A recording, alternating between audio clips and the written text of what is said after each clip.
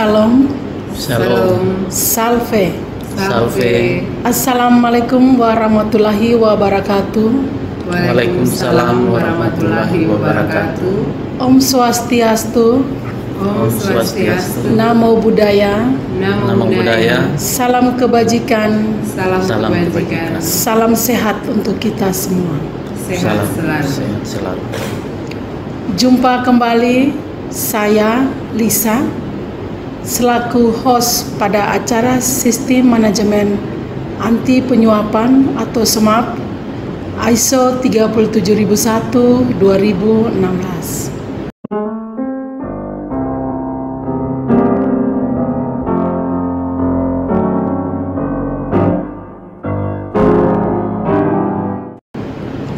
Saya didampingi oleh dua narasumber. Yang pertama Ibu Nafli, Pak Hen. Kita akan berbincang-bincang. Pertanyaan pertama saya tujukan kepada Pak Hen. Mungkin Pak Hen bisa menjelaskan terkait pengertian Sistem Manajemen Anti Penyuapan atau SMAP ISO 37001 2016. Silakan. Baik Ibu Lisa, terima kasih. Terkait dengan Sistem Manajemen Anti Penyuapan atau ISO 37001 2016, dapat saya jelaskan yang pertama terkait definisi. Jadi sistem manajemen itu sendiri adalah sekumpulan unsur organisasi yang saling terkait atau berinteraksi untuk menetapkan kebijakan dan sasaran dan proses untuk mencapai sasaran tersebut. Sedangkan penyuapan itu sendiri adalah suatu tindakan menawarkan, menjanjikan, memberikan, menerima, atau meminta keuntungan yang tidak semestinya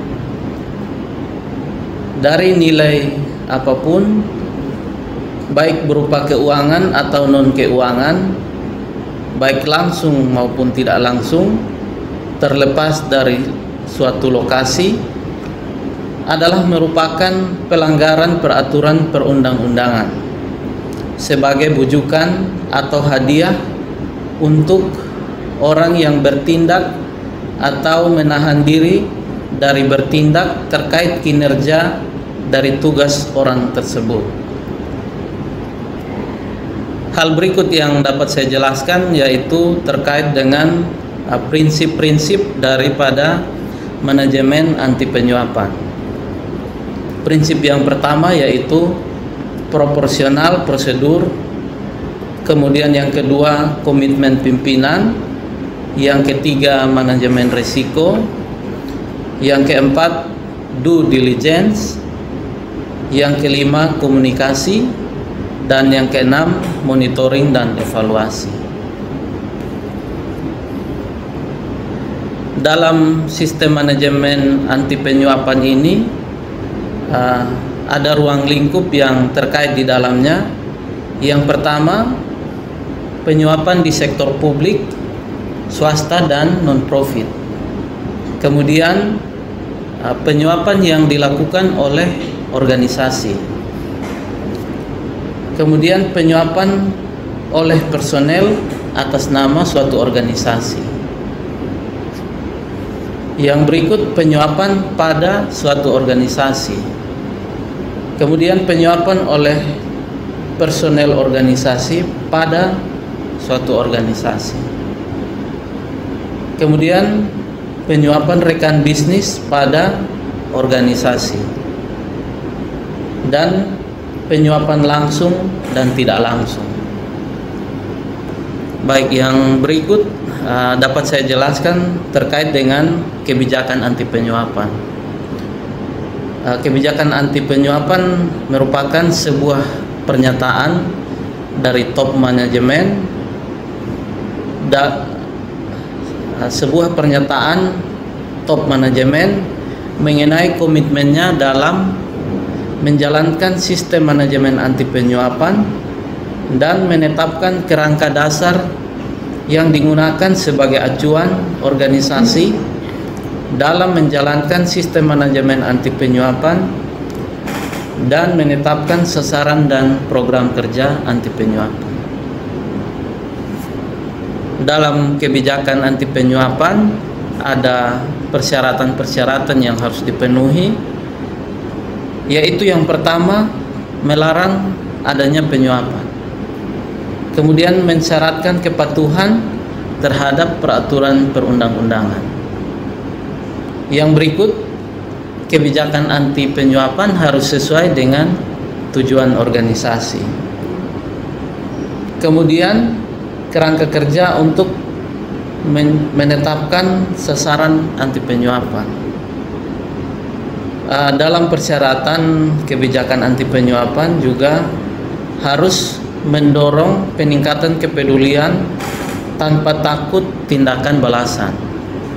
Kemudian persyaratan kebijakan anti penyuapan juga harus menjelaskan wewenang dan kemandirian fungsi kepatuhan anti penyuapan.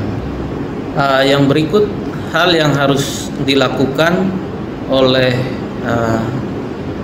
top manajemen agar kebijakan anti penyuapan ini dapat terlaksana dengan baik adalah, yang pertama, kebijakan ini harus disosialisasikan agar dapat dipahami oleh seluruh personil organisasi. Kemudian kebijakan anti penyuapan juga harus ditinjau kesesuaiannya secara berkala. Yang berikut, dalam penerapan sistem manajemen anti penyuapan ini perlu adanya penanggung jawab. Dalam hal ini, penanggung jawab pengendalian sistem manajemen memiliki tugas yang pertama, memastikan pemenuhan persyaratan standar dan memastikan kesesuaian output proses. Kemudian wajib melaporkan kinerja sistem manajemen anti penyuapan dan peluang untuk peningkatan. Yang berikut, penanggung jawab juga harus melakukan promosi yang fokus pada pelanggan. Kemudian penanggung jawab juga wajib memelihara kesesuaian sistem manajemen. Terkait sistem manajemen anti penyuapan ini, sebenarnya masih banyak hal yang dapat kami jelaskan, tetapi untuk saat ini kami hanya menjelaskan secara garis besar terlebih dahulu. Sedangkan jika ada pertanyaan-pertanyaan lebih lanjut, bisa langsung datang ke kantor Badan Kepegawaian Daerah Provinsi NTT untuk bisa melihat langsung penerapan dari sistem manajemen anti penyuapan ini. Demikian yang bisa saya jelaskan, Ibu Lisa, saya kembalikan. Baik, terima kasih Pak Hen atas penjelasan yang begitu bagus. Yang berikut saya beralih ke Ibu Nafli. Ibu Nafli, kita akan lanjut bincang-bincang. Pertanyaan yang berikut, dalam ISO biasanya ada audit-audit, ada audit eksternal, ada juga audit internal. Mungkin Ibu Nafli bisa menjelaskan terkait dengan pelaksanaan audit internal yang berlaku di Badan Kepegawaian Daerah. Baik, terima kasih Ibu Lisa. Untuk sistem manajemen anti penyuapan ISO 37001/2016, metode audit internal yang digunakan berdasarkan panduan audit ISO 19011/2018. Sepertinya juga ISO yang sudah ada di Badan Kepegawaian Daerah juga menggunakan metode yang sama. Untuk saat ini yang bisa saya jelaskan terkait dengan audit internal yaitu dari persyaratan, tujuan audit, prinsip-prinsip audit, kegiatan audit itu sendiri, dan juga penanggung jawab audit. Yang pertama terkait dengan persyaratan audit. Jadi audit itu harus dilakukan pada interval yang terencana. Jadi ada kegiatan yang telah kita rencanakan kapan akan dilaksanakan, terus waktunya berapa lama, apa-apa yang harus kita siapkan. Yang kedua, mempertimbangkan status dan pentingnya proses dan bidang yang diaudit. Yang ketiga, harus ada prosedur yang mengatur internal audit. Yang keempat, auditor tidak boleh mengaudit pekerjaannya sendiri. Jadi kalau misalkan Ibu Lisa di keuangan tidak bisa menjadi auditor di keuangan, mungkin Ibu Lisa bisa pindah-pindah di bidang yang lain. Yang terakhir, audit harus objektif dan tidak memihak. Jadi begitu kita melaksanakan audit di tempat yang ini, mungkin di situ Ibu Lisa kenal baik dengan sub bidang di sebelah, tidak bisa langsung oh ya ini walaupun pemeriksaannya tidak baik tapi dibilang baik, itu berarti tidak memihak. Yang berikut, tujuan dari audit itu sendiri. Yang pertama, untuk memastikan bahwa sistem manajemen anti penyuapan itu dilaksanakan sesuai dengan SOP, peraturan perundangan, ataupun hal-hal lain yang sudah ditentukan. Yang kedua, sesuai persyaratan standar 37001/2016 seperti yang tadi sudah disampaikan oleh Pak Hen. Yang berikut, dilaksanakan dan dipelihara secara efektif. Dan yang terakhir, audit juga sebaiknya menemukan potensi-potensi perbaikan.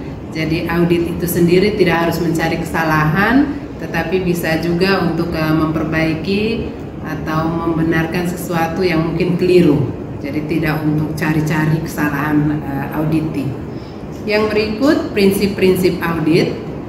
Prinsip yang berhubungan dengan proses audit, yang pertama itu independence, dan juga yang kedua evidence.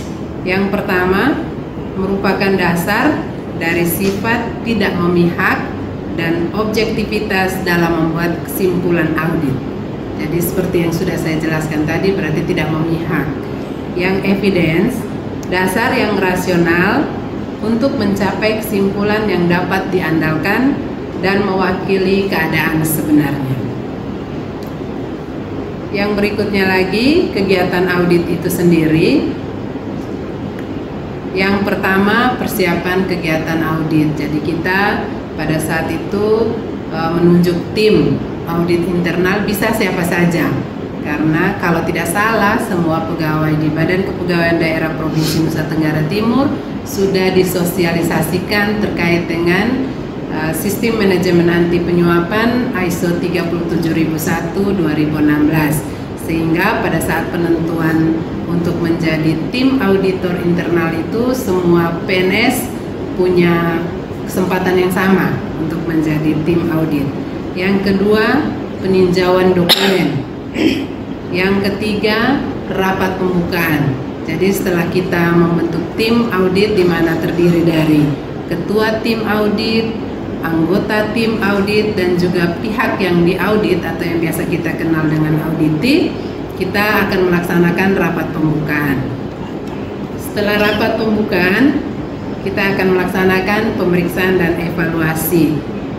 Itu merupakan proses audit itu sendiri.